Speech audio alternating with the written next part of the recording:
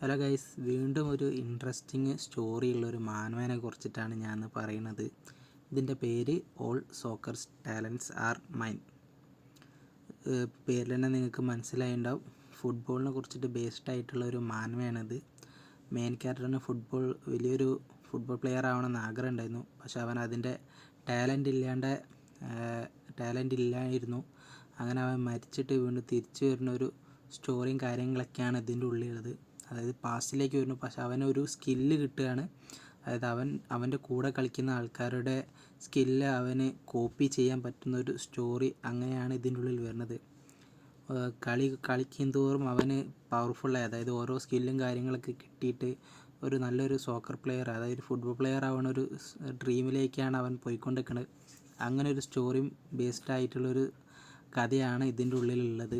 അതുകൊണ്ട് തന്നെ just football കാര്യങ്ങളൊക്കെ സ്പോർട്സൊക്കെ ഇഷ്ടമുള്ളവരൊന്ന് ജസ്റ്റ് ഒന്ന് ട്രൈ ചെയ്യേണ്ട ഒരു മാൻ തന്നെയാണിത്.